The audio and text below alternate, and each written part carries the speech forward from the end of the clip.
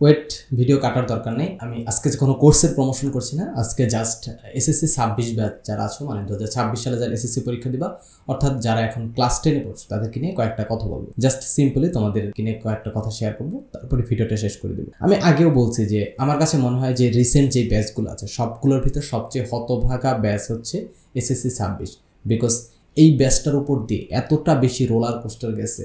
ধরো ক্লাস 8-এ তোমরা পুরাতন কারিকুলামে ছিলা, তারপর হচ্ছে নতুন 9-এ ওঠার পর আবার নতুন কারিকুলাম হলো। তো 9-এ যখন ছিল তখন দেশে বিশাল একটা মেসিভ চেঞ্জ আসছে, দেশের ভিতর সব কিছু ওলটপালট হয়ে গেছে। তারপর আবার ক্লাস 10 ওঠার পর আবার নতুন কারিকুলাম, মানে পুরাতন কারিকুলামে ফেরত গেলা, নতুন কারিকুলাম বাতিল করা হলো। তো এই যে রোলার কোস্টারটা গেল, এখানে কিন্তু তোমাদের বড় ধরনের একটা প্রবলেম ক্রিয়েট হয়েছে এবং তোমরা অনেক বড় কিছু জিনিস মিস করে গেছো। বড় কিছু জিনিস মিস করে গেছো কি সেটা একটু বলি। যদি যে ধরো তোমরা যখন ইন্টারমিডিয়েটে যাবা বা তোমাদের সবাইকে তো ভর্তি পরীক্ষা দিতে হবে, তাই না? কয়েকটা ফ্যামিলি বাংলাদেশে আছে তোমাদের ভিতর যে যারা এডমিশন টেস্টে অংশগ্রহণ করবা না, ইন্টারের পরেই তোমরা হচ্ছে বাইরে, দেশের বাইরে চলে যাবো। বা যদি ইন্টারমিডিয়েটের কথা চিন্তা করি, সেক্ষেত্রে কিন্তু এই 9-10 বা যারা সায়েন্সে পড়ছো, সো 9-10 সিলেবাসের যেই টপিকগুলো আছে এই টপিকগুলো কিন্তু অনেক ইম্পর্টেন্ট। প্লাস এই টপিকগুলো থেকে আসলে বেসিকটা বিল্ড হয়, তারপর ওই দিকে যায়। লেটস হচ্ছে তুমি স্থির যদি চলতরিতের কথাই চিন্তা করো, এইখান থেকে তোমার বেসিকটা যদি ক্লিয়ার না থাকে তুমি ওইখানে গিয়ে কিছুই বুঝবা না। তারপর হচ্ছে তরঙ্গ, শব্দ তরঙ্গ, এই অধ্যায়ের কথা চিন্তা করো, এইটা যদি তুমি বেসিকটা ক্লিয়ার না করো, আমি যেহেতু ফিজিক্স পড়াই বা সায়েন্সের টিচার, সো এই সাবজেক্টগুলোর কথা বলছি। এটা প্রত্যেকটা সাবজেক্টের ক্ষেত্রে সত্যি যে এইখান থেকে তুমি যদি তোমার বেসিকটা ক্লিয়ার না করেছো, ওইখানে গিয়ে তুমি কিছুই বুঝবা না। একেবারে একটা সত্যি কথা, একেবারে মানে যে কোনো কেউ এটার সাথে একমত হবে, যে কোনো টিচারই আমার সাথে একমত হবে। এখন কথা হচ্ছে তোমাদের যে এই কারিকুলাম শিফটটা হইলো, যে নতুন কারিকুলাম একটা বই দিয়েছিল, সেখানে কিন্তু খুবই কম পড়াশোনা ছিল, একেবারে কম পড়াশোনা ছিল। এবং আমি ক্লাস 8 থেকে তোমাদের সাথে ছিলাম, সো আমি জানি যে কতটুকু পড়ানো হয়েছে। অ্যান্ড মোস্ট প্রবলি বাংলাদেশের এডটেক ইন্ডাস্ট্রিতে নতুন কারিকুলামের জন্য ক্লাস 9-এর সবচেয়ে বড় বা মোস্ট ভিউড প্লে লিস্ট আমারটাই ছিল, বা আমার প্লে লিস্টে ম্যাক্সিমাম মানুষ দেখছে। এটা জাস্ট এই জন্য বললাম যে তোমরা যাতে বুঝতে পারো যে আমি তোমাদের সাথে আসলে কানেক্টেড ছিলাম এবং আমি জানি যে তোমরা কি পড়ছো এবং তোমাদের কি কি ল্যাকিংসগুলো আছে। তো দেখো, এইরকম বড় একটা রোলার কোস্টার পার হয়ে তোমরা কিন্তু আসছো, তোমাদের কিন্তু অনেক ল্যাকিংস আছে। এবং এখন পর্যন্ত স্টিল নাও আমি কিছু বাচ্চা কাচ্চাদের মেসেজ পাই, তোমাদের বাচ্চা কাচ্চা বলে, অবভিয়াসলি তোমরা বাচ্চা কাচ্চা অনেক বড় হয়ে গেছো, বাট আমার অভ্যাস হয়ে গেছে যেন বাচ্চা কাচ্চা বলে। অ্যান্ড আমি তোমাদেরকে ভালোবেসে বলি, এটা জাস্ট তোমাদের বাচ্চা কাচ্চা মিন করে না। যাই হোক, যেটা বলছিলাম যে এখন পর্যন্ত অনেকে মেসেজ দেয় যে ভাই এখন পর্যন্ত আমি বই ধরিই নাই বা পড়া শুরু করিনি। আই ডোন্ট নো আমি তাদেরকে কি উত্তর দেব, বাট কথা হচ্ছে যেহেতু একটা জিনিস হয়ে গেছে, এখন তুমি তো চাইলে ওইটাকে চেঞ্জ করতে পারবা না। দেখো, একটা বিপদ যদি হয়ে যায় বা যে কোনো একটা কাজ, আইমাস্তিক ভাই খুব সুন্দর একটা কথা বলেছে, যে কোনো কাজের ফলাফল নির্ভর করে তুমি ওই কাজটার উপর কীভাবে রিয়্যাক্ট করছো সেটার উপর। দেখো, একটা জিনিস হয়ে গেছে, ধরো এখন পর্যন্ত তুমি কিছু পড়ো না। হ্যাঁ, আমি সবার জন্যই গাইডলাইন দিচ্ছি, সবার জন্যই আমি বলছি কী কী করতে হবে। সো ধরো এখন পর্যন্ত তুমি কিচ্ছু পড়ো নাই, তো এখন যদি তুমি ওইটার কথা চিন্তা করে আবার কিছু না পারো, সেক্ষেত্রে কিন্তু ফিউচারটা খুব একটা ভালো কিছু হবে না। এখন চিন্তা করতে হবে যতটুকু সময় আছে এই সময়টুকুর ভিতর তুমি কিভাবে পারফেক্ট একটা প্রস্তুতি নিতে পারো। আর যারা সবটুকু পড়ে ফেলছে, আবার তোকে বলছি যারা সব পড়ে ফেলছে, মানে কিছু বাকি নেই, একেবারে ফুল সিলেবাস কমপ্লিট করে ফেলছে, হ্যাঁ এরকম মানুষ আছে যারা ফুল সিলেবাস কমপ্লিট করে ফেলছে, তাদেরকে বলি যে ইম্পর্টেন্ট যে চ্যাপ্টারগুলো আছে, অন্য যে চ্যাপ্টারগুলো আছে যেগুলো তোমাদের সিলেবাসে নেই, ওগুলো একটু একটু দেখে রাখবা, বিকজ ওইগুলো কিন্তু ফিউচারে অনেক কাজে লাগবে। এডমিশন টেস্টে বলো, ইন্টারমিডিয়েটে বলো, অনেক কাজে লাগবে। এখন সেই মাঝামাঝি পর্যায়ে আছে যাদের মানে পুরো বই শেষ হয়নি আবার কিছু পড়ে না, এরকম তাদের জন্য কি থাকছে, তাদের জন্য কি করা উচিত? তাদের আসলে এখন স্ট্র্যাটেজিক ওয়েতে আগানো উচিত। দেখো, অনেক বেশি হার্ডওয়ার্কের চেয়ে বেশি ইম্পর্টেন্ট হচ্ছে স্মার্ট ওয়ার্ক। তুমি একটা কাজকে যতটা স্মার্টলি হ্যান্ডেল করতে পারো, কতটা বেশি স্মার্টলি তুমি এই কাজটা কমপ্লিট করতে পারো, এটা কিন্তু বেশি ইম্পর্টেন্ট।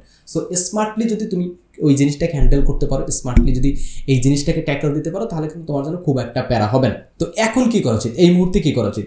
দেখো, তোমাদের সবারই অর্ধবার্ষিক পরীক্ষার সামনে, কয়েকদিন পরে অর্ধবার্ষিক পরীক্ষা হবে যে কোনো স্কুল কলেজে। তো তোমাদের যেই সিলেবাসটা আছে সবার উচিত ওই সিলেবাসটা ধরে একেবারে পরীক্ষাটা কমপ্লিট করে। এখন অনেকে এই জায়গায় একটা ভুল যেটা করে, যে ভাবে যে অনেক পরে পড়বো, মানে সব একসাথে পড়বো, আমার শেষ হলে সব একসাথে পড়বো, অর্ধবার্ষিক পরীক্ষাটাকে সিরিয়াসলি নেবো, এখানে ফেল আসুক পাস আসুক কোনো ম্যাটার নেই, আমি হচ্ছে একেবারে শুরু থেকে শুরু করবো তারপর শেষ করবো। দেখ, এখানে একটা মেজর মিস্টেক করে, সেটা হচ্ছে এক্সামগুলোকে সিরিয়াসলি না নেওয়া। যে কোনো টিচারের কাছে জিজ্ঞেস করবা, ভালো টিচার যারা পড়াশোনার ব্যাপারে জানে যে কীরকম করে পড়ছে, তারা সবসময় বলবে যে take every exam seriously, you have to take every exam seriously, because তুমি যদি এক্সামগুলোকে সিরিয়াসলি না নাও তোমার আসলে পড়া হবে না। সো তোমার যতটুকু সিলেবাস আছে, হ্যাঁ তোমার শুরু থেকে শুরু করতে হবে না, তোমার যতটুকু সিলেবাস আছে, লেটস সে তোমার 4টা অধ্যায় সিলেবাস আছে, এই 4টা অধ্যায় একবার কমপ্লিট করে ফেল, একবার ফুললি কমপ্লিট করে ফেল। ওই 4টা অধ্যায় যেন কোনো ধরনের আর প্রবলেম না থাকে, এরকম করে কমপ্লিট করে ফেলতে হবে।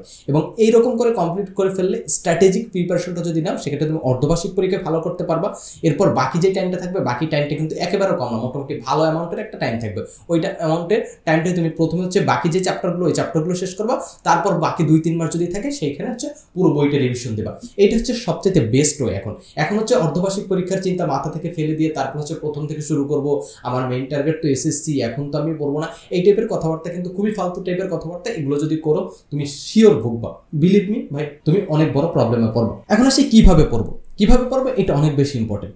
কিভাবে পড়বো এটা বেশি ইম্পর্টেন্ট কেন? কারণ হচ্ছে কি, আবার বলছি যে তোমার যেহেতু এইটা এইখান থেকে শেষ হয়ে যেতেছে না, এসএসসি এখান থেকে শেষ হয়ে যেতেছে না, ইনফ্যাক্ট হচ্ছে এখন কলেজ এডমিশন টেস্ট হয় না, জায়গায় কলেজের এডমিশন টেস্ট হয়, তারপর ইন্টারমিডিয়েট তো আসি। সো বেসিকটা একেবারে ক্লিয়ার করা দরকার। এখন অনেকে বলতে পারে যে ভাই বেসিক কি, বেসিক বলেন। আমি সবসময় বেসিকের পক্ষপাতী, আমি ওই স্যারদের মতো না জাস্ট তুমি মুখস্থ করে গেছে অ্যান্সার দেবা।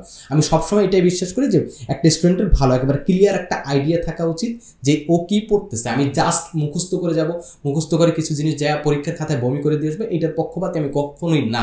বিকজ তুমি তোমার জানতে হবে তুমি কি পড়তেছো, এবং ওটা হ্যাঁ ঠিক আছে অনেক জিনিসই অ্যাপ্লাই করা যায় না, এখন এটা আমাদের সিস্টেমের দোষ, আমরা সিস্টেম চেঞ্জ করতে চাই। আমি এই বাংলাদেশের শিক্ষা ব্যবস্থার ভয়ঙ্কর রকমের বিরোধী একজন ভাই, বাট তারপর আমি বলছি যে যেহেতু এখন সিস্টেমের ভিতর আছে, তুমি সিস্টেমের ভিতর দ্বারাই তুমি সিস্টেম চেঞ্জ করতে পারবে না, বাট সিস্টেমের প্যারালালি কাজ করতে পারবে। যেমন দেখো অনেক স্টুডেন্ট আছে, আমার পরিচিত কিছু স্টুডেন্ট আছে, ওরা কিন্তু পড়াশোনায় খুব ভালো করছে, তার পাশাপাশি অন্য অনেক কিছু করতেছে। ধরো আমি ক্লাসের ভিতর অনেকবার বলছি, হয়তো রোবোটিক্স নিয়ে কাজ করতেছে, হয়তো এআই নিয়ে কাজ করতেছে।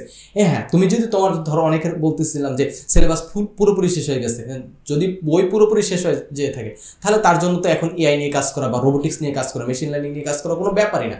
সো সে কিন্তু দুইটা ধরে রাখছে, যেহেতু আমরা একটা থার্ড ওয়ার্ল্ড কান্ট্রি, আমরা একটা গরিব দেশ, এটা স্বীকার করে নিতে হবে যে ভাই আমরা একটা গরিব দেশের নাগরিক। এখন আমরা চাইলে পড়াশোনা বাদ দিয়ে কিছু করতে পারি না, বিকজ ম্যাক্সিমামে আমরা হচ্ছে মিডল ক্লাস ফ্যামিলি থেকে বিলং করি। সো আমাদের ফ্যামিলিকেও দেখতে হয়, দ্যাটস আমরা চাইলে পড়াশোনাটাকে বাদ দিতে পারি না। এইটা একটু মাথায় রেখে অন্য যে কোনো ডিসিশন নাও সেটা নিবা। তো এখন যেটা বলছিলাম যে বেসিকের কথা, বেসিকটা ক্লিয়ার করার জন্য প্রথমে কি করবা, সবচাইতে বেস্ট স্ট্র্যাটেজি হচ্ছে প্রথমে হচ্ছে নিজে বইটা একবার পড়া, মানে ফুললি যেই চ্যাপ্টারটা তুমি পড়তে চাও, লেটস সে ফিজিক্সের একটা দ্বিতীয় অধ্যায় গতিটা তুমি পড়তে চাও, ফুললি কিচ্ছু বোঝার দরকার নেই, তুমি একটা চ্যাপ্টার একবার বা দুইবার ফুললি রিডিংটা পড়ে যাবে। দুইবার যদি তুমি মনোযোগ দিয়ে রিডিংটা পড়ো, তোমার বেশি 1 ঘন্টাও সময় লাগবে না, প্রত্যেক মানে চ্যাপ্টারের কথা বলছি। সো বইয়ের পুরো সিলেবাসের কথা বলছি, মানে একদিনে একটা বইয়ের ফুল তুমি রিডিংটা পড়ে ফেলতে পারবে। রিডিংটা যদি তুমি 2 থেকে 3 বার পড়ে ফেলো, দেখবো অনেক জিনিস তোমার মাথার ভিতরে ঢুকে গেছে অলরেডি, তুমি অনেক জিনিস বুঝে ফেলবা, বিলিভ মি, একবার ট্রাই করো অনেক জিনিস বুঝে ফেলবা। তারপর যদি কোনো প্রবলেম থাকে, মানে তারপর অবভিয়াসলি প্রবলেম থাকবে, সব জিনিস তুমি বুঝবা না, তারপর যে কোনো একজন স্যারের ক্লাস দেখবা, ইউটিউবে ক্লাস দেখো, বা যে কোনো কোর্সে এনরোল করে ক্লাস দেখো, বা তুমি তোমার টিউটরের কাছে পড়ো, স্কুলে পড়ো। এরকম করে যদি পড়ো, তখন কি হবে, তোমার বেসিকটা ক্লিয়ার হয়ে যাবে, তোমার বেসিকটা মাথায় ঢুকে যাবে। এখন দেখো বেসিক দিয়ে কিন্তু তুমি পরীক্ষায় ভালো কিছু করতে পারবে না। এখন দরকার সিকিউ এবং এমসিকিউ। সিকিউ এবং এমসিকিউর জন্য টেস্ট পেপারে যত সিকিউ আছে, যত এমসিকিউ আছে, সবগুলো সলভ করবা। বিকজ আগে তোমরা করতে কি ক্যাডেট কলেজের গুলো বাদ দিয়ে যেতে, জাস্ট হচ্ছে তোমরা কি করতা, বোর্ডের গুলো করে যেতে। বোর্ডের কোশ্চেন কিন্তু তুলনামূলকভাবে সহজ হইতো আগে, বাট প্রবলেম হচ্ছে এইবার থেকে এসএসসি 25-এ দেখা যাচ্ছে যে ইন্টারমিডিয়েট থেকে তোমাদেরকে কোশ্চেন উঠিয়ে দিচ্ছে। সো কোশ্চেন কিন্তু অনেক কঠিন হতে পারে, সেই জিনিস মাথায় রেখে সবগুলো প্রবলেম সলভ করে যাওয়ার চেষ্টা করবা। মানে সবগুলো প্রবলেম যদি সলভ করো, তুমি যদি একটা অধ্যায় ধরো 60টা সিকিউ সলভ করো এবং হচ্ছে 300 থেকে 400 এমসিকিউ সলভ করো, তোমার আর ওই অধ্যায় কিছু লাগে?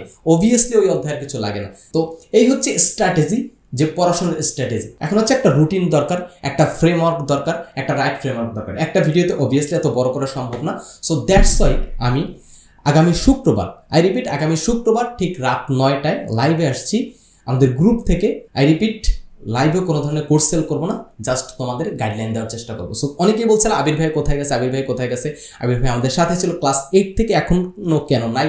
সো আবির ভাই ইজ ব্যাক অ্যাগেইন, তোমাদেরকে গাইডলাইন দেওয়ার জন্য আগামী শুক্রবার রাত 9টায়, মানে আগামী 9 তারিখ শুক্রবার রাত 9টায় আমি লাইভে আসছি তোমাদের সাথে।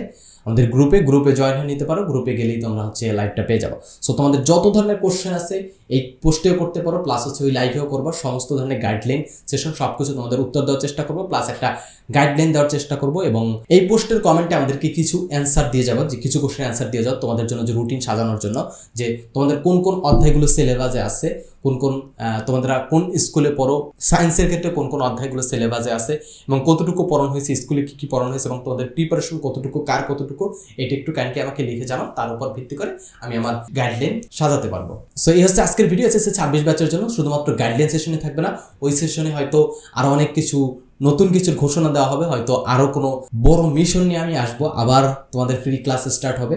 সো দেখা হচ্ছে লাইভে আগামী শুক্রবার ঠিক রাত 9টায়। আসসালামু আলাইকুম।